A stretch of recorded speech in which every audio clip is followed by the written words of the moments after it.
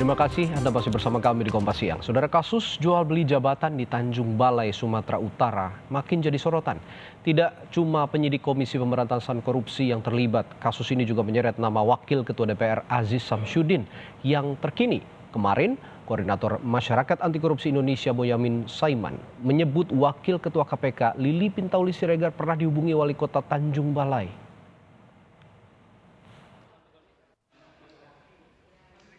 Kasus dugaan jual beli jabatan dan dugaan suap kepada penyidik Komisi Pemberantasan Korupsi oleh Wali Kota Tanjung Balai M. Syahrial makin jadi sorotan publik.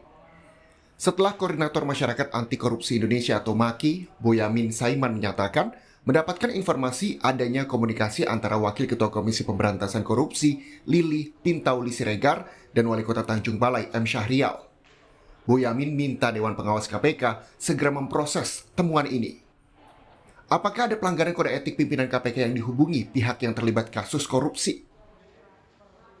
Dewan Pengawas segera melakukan pendalaman dan melakukan proses-proses penyelidikan untuk diproses ke Dewan Pengawas. Untuk memastikan semua itu apakah terkait dengan adanya pelanggaran kode etik atau tidak. Gitu. Tapi memang saya hanya punya satu sisi bahwa Wali Kota M. Syahrial berusaha melakukan komunikasi, baik langsung berusaha menemui maupun melakukan komunikasi. Menurut Boyamin, saat ini Lili sebaiknya tak dilibatkan dalam proses gelar perkara maupun administrasi kasus Wali Kota Tanjung Balai. Dari semua proses KPK terkait dengan Wali Kota Tanjung Balai ini, tidak ikut gelar perkara, tidak ikut melakukan penandatanganan administrasi dan lain sebagainya. Kedua juga segera melakukan proses melaporkan ke Dewan Pengawas untuk menyampaikan apa yang terjadi dari semua proses itu dan langkah apa yang dilakukan Bu Lili. Misalnya apakah waktu itu langsung melakukan blokir terhadap nomor handphone Syahrial misalnya. Senin kemarin setelah ditangkap, ketiga tersangka suap penghentian kasus jual beli jabatan Wali Kota Tanjung Balai mulai diperiksa penyidik KPK. Dalam konferensi pers mengungkap kasus ini, Ketua KPK Firly Bahuri menyebut pertemuan antara Syahrial dengan penyidik KPK terjadi di rumah Wakil Ketua DPR Aziz Samsudin di Jakarta Selatan. Dalam pertemuan disepakati suap sebesar 1,5 miliar rupiah untuk menghentikan penyidikan jual beli jabatan di Tanjung Balai yang tengah ditangani KPK. Menurut Boyamin, karena melibatkan orang-orang penting dalam proses korupsinya, kasus ini mesti segera diungkap setransparan mungkin. Segera diproses ini dengan cepat, kasus suapnya loh ya, dan juga kasus jual beli jabatannya dan segera dibawa ke pengadilan. Sehingga di sana nanti juga akan terungkap bagaimana proses-proses itu terjadi, pertemuan-pertemuan dan upaya melakukan lobby-lobby ini. Cepat ditangani, bakal bisa membuka kasus ini ke publik secara jelas. Bagaimana proses korupsi jual beli jabatan dan suap terhadap penyidik KPK terjadi?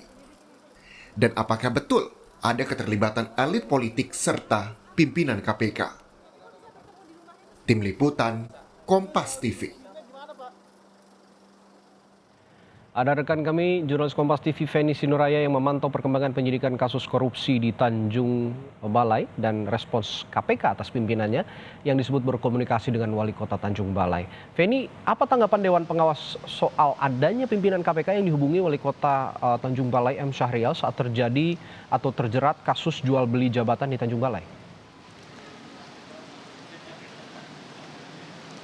Ya, Radi, salah satu dari anggota Dewan Pengawas KPK yakni Syamsuddin Haris tadi melalui pesan singkat kepada kami sempat memberikan tanggapan ataupun juga statementnya terkait dengan hal ini. Syamsuddin tadi menyatakan bahwa Dewan Pengawas KPK saat ini mencari dan juga mempelajari seluruh informasi terkait dengan dugaan pelanggaran kode etik yang dilakukan oleh seluruh insan KPK, termasuk juga di dalamnya adalah jika ada pelanggaran kode etik yang dilakukan oleh insan KPK termasuk juga pegawai, pemimpin, bahkan juga oleh Dewan Pengawas sendiri. Itu adalah statement atau pernyataan yang disampaikan oleh Syamsuddin Haris sekitar 10 menit yang lalu.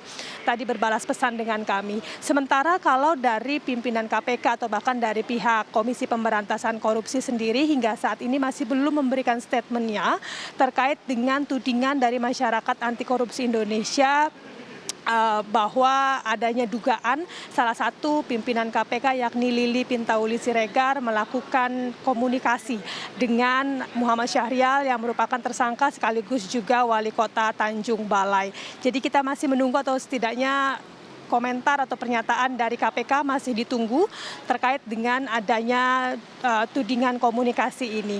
Radi, jika kita melihat ke beberapa waktu yang lalu saat Ketua KPK atau pimpinan KPK menetapkan ketiga orang ini menjadi tersangka, yakni Muhammad Syahrial yang merupakan wali kota Tanjung Balai, kemudian juga Maskur Hussein yang merupakan pengacara, dan satu orang lagi adalah penyidik KPK dari kepolisian yakni Stefanus Robin Patuju. Ada sejumlah reaksi dari berbagai pihak, salah satunya adalah Indonesia Corruption Watch atau ICW yang mempertanyakan apakah memang benar-benar hanya Robin sendiri saja yang berada dalam pusaran kasus ini. Karena jika tujuan utamanya adalah untuk menghentikan proses perkara suap jual beli jabatan di KPK yang diduga dilakukan oleh Muhammad Syahrial, maka ini tidak bisa hanya satu orang penyidik saja atau dalam hal ini hanya Robin Patuju saja, melainkan keputusan ini harus merupakan keputusan yang kolektif atau bersama dilakukan. Sebagai informasi, untuk penetapan tersangka, misalnya begitu di dalam KPK ada sejumlah prosedur yang secara umum dilalui, yakni pertama adalah dari tingkat penyelidikan, kemudian nantinya ada ekspos atau gelar perkara, dan jika memang memenuhi seluruh unsur, juga ditemukan lebih dari 2 alat bukti dan juga sudah ada bukti yang kuat untuk menunjukkan satu tersangka, maka akan dinaikkan ke tahap penyidikan. Jadi keseluruhannya ini tidak bisa hanya dilakukan oleh penyidik saja, oleh karena itu dipertanyakan apakah ada pihak lain juga yang terkait dengan perkara ini. Radi. Baik, Denny Sunura yang melaporkan langsung dari Gedung KPK Jakarta. Terima kasih.